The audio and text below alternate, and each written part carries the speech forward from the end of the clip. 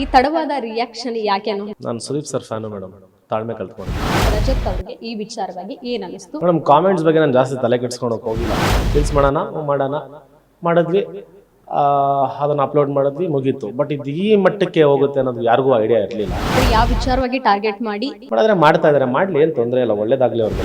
Big boss ಸೆರೆಮನೆ ವಾಸ ಅನುಭವಿಸಿದ್ದ ರಜತ್ ಅವರಿಗೆ ಮುಂದೊಂದು ದಿನ ಜೈಲು ವಾಸ ಕೂಡ ಅನುಭವಿಸಬೇಕು ಅನ್ನುವಂಥ ಒಂದು ಐಡಿಯಾ ಕೂಡ ಇರಲಿಲ್ಲ. ಸದ್ಯಕ್ಕೆ ಒಂದಷ್ಟು ದಿನಗಳ ಗ್ಯಾಪ್ ನಂತರ ರಜತ್ ಅವರು ಸಿಕ್ಕಿರುವಂಥದ್ದು. ಯಾಕಿಷ್ಟು ಡಿಲೇ ಮಾಡಿದ್ರು ರಿಯಾಕ್ಷನ್ಗೆ ಅವ್ರನ್ನೇ ಕೇಳೋಣ. ರಜತ್ ಅವರೇ, ಕೂಲಾಗಂತೂ ಕಾಣಿಸ್ತಾ ಇದ್ದೀರಾ, ಹೇಗಿದ್ದೀರಾ? ಆದರೂ ಚೆನ್ನಾಗಿದೆ ಮೇಡಮ್, ಅದ್ಭುತವಾಗಿದ್ದೀನಿ. ಅಂದರೆ ಈ ತಡವಾದ ರಿಯಾಕ್ಷನ್ ಯಾಕೆ ಅನ್ನುವಂಥದ್ದು, ಅಂದರೆ ರಜತ್ ಅವರಿಗೆ ಬೇಗ ರಿಯಾಕ್ಟ್ ಮಾಡ್ತಾರೆ ಅನ್ನುವಂಥದ್ದನ್ನು ಎಲ್ಲರೂ ಕಾಯ್ತಿದ್ರು. ಆದರೆ ಯಾಕೆ ಈ ವಿಚಾರವಾಗಿ ತುಂಬ ತಡವಾಗಿ ರಿಯಾಕ್ಟ್ ಮಾಡ್ತಿದ್ದೀರಾ? ನಾನು ಸುದೀಪ್ ಸರ್ ಫ್ಯಾನು ಮೇಡಮ್, ತಾಳ್ಮೆ ಕಲ್ತ್ಕೊಂಡಿದ್ದೀನಿ. ನನಗೆ ಕನ್ಫ್ಯೂಸ್ ಮಾಡ್ತಿದ್ದೀರಾ ನೀವು? ಇಲ್ಲ, ಆ ಥರ ಏನಿಲ್ಲ. ಸ್ವಲ್ಪ ತಾಳ್ಮೆ ತಗೊಂಡು ರಿಯಾಕ್ಟ್ ಮಾಡೋಣ ಅನ್ನೋದು ಇತ್ತು. ಯಾಕಂದರೆ ಇದು ಫಸ್ಟ್ ಟೈಮು ನಾನು ಜೈಲರ ನೋಡಿದ್ದು. I was very disturbed.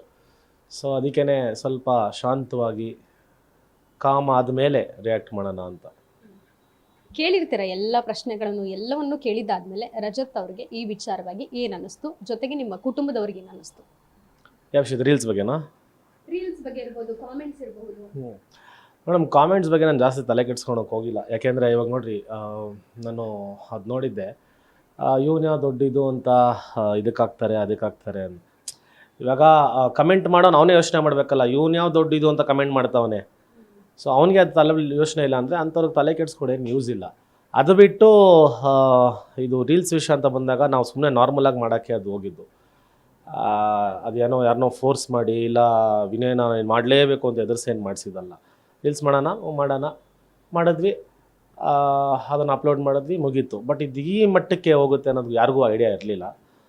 ಬಹುಶಃ ಅದು ಹಾಕೊಂಡಿದ್ದ ಡ್ರೆಸ್ಸಿಂದ ಇರ್ಬೋದು, ಇಲ್ಲಾಂದರೆ ಇಟ್ಕೊಂಡಿದ್ದು ಮಚ್ಚಿಂದ ಇರ್ಬೋದು. ಸೊ ಅದೇನೋ ಬ್ಯಾಡ್ ಟೈಮ್ ಅಂತಾರಲ್ಲ, ಆಯಿತು, ಹಾಗೆದೆಲ್ಲ ಒಳ್ಳೇದಕ್ಕೇನೆ. ಅಲ್ಟಿಗೇಟ್ ಏನೋ ಪಾಸಿಟಿವ್. ಅಂದರೆ ಈ ಹಿಂದೆ ಕೂಡ ದುನಿಯಾ ವಿಜಯ್ ಅವರು ಲಾಂಗಿಂದ ಕಟ್ ಮಾಡಿದ್ರು ಕೇಕ್ನ. ಆ ವಿಚಾರವಾಗಿ ಸಹ FIR ದಾಖಲಾಗಿತ್ತು. ಈ ವಿಚಾರ ಎಲ್ಲ ನಿಮ್ಮ ಗಮನಕ್ಕಿತ್ತ? ಅಂದರೆ ನೀವು ಯೂಸ್ ಮಾಡಿದ ಫೈಬರ್ ಇರಬಹುದು ಆ ಮಚ್ಚು, ಬಟ್ ಆ ರೀತಿ ಗಮನಕ್ಕೆ ಬಂತ ಇದನ್ನು ರೀಲ್ಸ್ ಮಾಡೋಕೆ ಮುಂಚೆ ಇದನ್ನು ಯಾವುದು ಯೂಸ್ ಮಾಡ್ತಾ ಇದ್ವಿ ಪ್ರಾಪರ್ಟಿ ಅದ್ರ ಬಗ್ಗೆ? ಮೇಡಮ್ ನನಗೆ ಅದು ಗೊತ್ತಿಲ್ಲ. I don't know about Vijay sir. ಅವರು ಅದನ್ನು ಕೇಳೂ ಪಟ್ಟಿಲ್ಲ, ಇದನ್ನು ಫಸ್ಟ್ ಟೈಮೇ ಕೇಳ್ತಾರೋ. ಅದನ್ನು ಹೊರತುಪಡಿಸಿದ್ರೆ ನನಗೆ ಇದ್ರ ಬಗ್ಗೆ ಏನು ಐಡಿಯಾನೇ ಇರಲಿಲ್ಲ.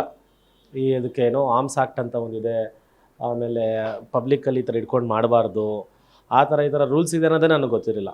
ಗೊತ್ತಿದ್ರೆ I would have not done it. ಗೊತ್ತಿಲ್ಲದಿರೋ ಕಾರಣಕ್ಕೇ ಸುಮ್ಮನೆ ಹಂಗೆ ಮಾಡಿದ್ದು.